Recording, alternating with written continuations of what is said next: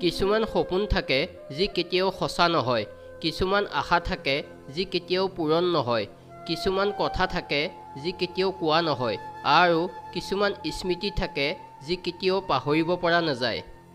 মানুহৰ প্ৰিয় হ'বলৈ ভাল আচাৰ ব্যৱহাৰ বা মৰম চেনেহতকৈও আজিৰ যুগত অৰ্থনৈতিক যোগ্যতাৰহে প্ৰয়োজন। যাৰ হাতত টকা নাই তেওঁ কেতিয়াও কাৰো প্ৰিয় নহয়। শুনিবলৈ বেয়া লাগিলেও এইটোৱেই সত্য। কাজিয়া হোৱাৰ পাছত যিয়ে প্ৰথমে সৰু হৈ মাত মাতে নাইবা ফোন মেছেজ কৰে তেওঁ নিলাজ নহয়।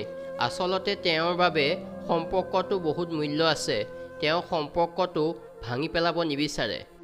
অকল ল'ৰাই নহয়, বয়স হোৱাৰ লগে লগে বহুত ছোৱালীকো কৰ্মসংস্থাপনৰ চিন্তাই খুলি খুলি খায়। মানুহে তেওঁৰ পৰাই সকলোতকৈ বেছি আশা কৰে। যাক নাপাম বুলি জানিও তেওঁৰ বাবে অপেক্ষা কৰে।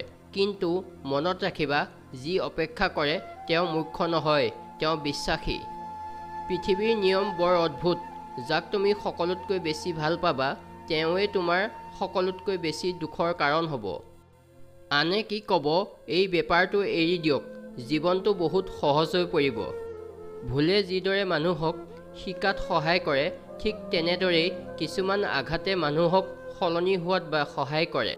টকাৰে সুখ কিনিব নোৱাৰি বাক্যশাৰী সঁচা, কিন্তু টকা নহ'লে যে জীৱনত একো কৰিব নোৱাৰি সেয়াও মিছা নহয়। জীৱনটো সদায় নিজৰ মতে উপভোগ কৰিবলৈ শিকক। মানুহৰ পচন্দ সময়ে সময়ে সলনি হৈ থাকে।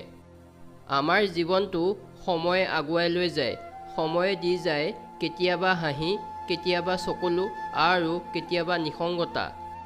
ধৈৰ্য ধৰিবলৈ শিকি লৈছোঁ, কাৰণ জীৱনত বিচাৰিলেই সকলো পোৱা নাযায়। আমি কাৰোবাৰ বাবে ইমানো আপোন নহয় যিমান আমি নিজেই ভাবি লওঁ। ধনী দুখীয়াৰ লগত কোনো মতলব নাই, ল'ৰাজন সৎ মানেই ছোৱালীজনী সুখী। ল'ৰাসকলক এটাই অনুৰোধ, কাৰোবাক পাই নিজক পাহৰি নেপেলাবা যে তুমি ঘৰৰ সেইজন ব্যক্তি যি ভৱিষ্যতে ঘৰৰ সকলো দায়িত্ব পালন কৰিব লাগিব। মা দেউতাই তোমাক লৈ বহু সপোন ৰচি আছে। প্ৰকৃত ভালপোৱাত কিবা অদ্ভুত মায়া থাকে, যাৰ বাবে কষ্ট পালেও এৰা নাযায় আৰু মন ভাঙি গ'লেও ঘৃণা কৰা নাযায়।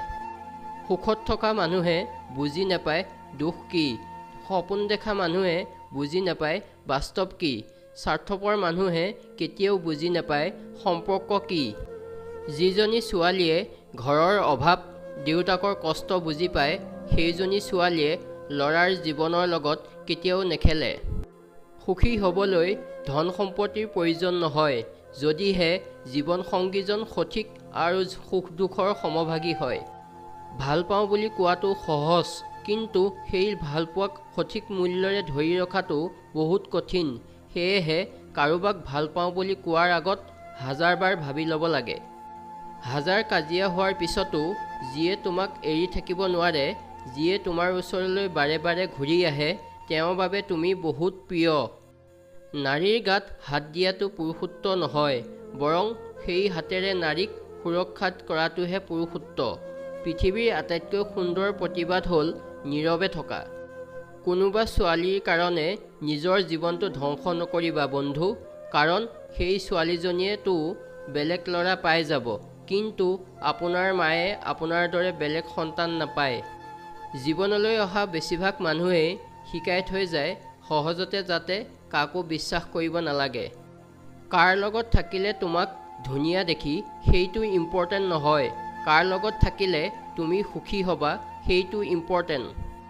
যেতিয়া মানুহ এজন ভিতৰৰ পৰা মৰি যায়, বাহিৰৰ পৰা পোৱা হাজাৰটা সুখে তেওঁক কেৱল হহুৱাবহে পাৰিব, কিন্তু সুখী কৰিব নোৱাৰিব।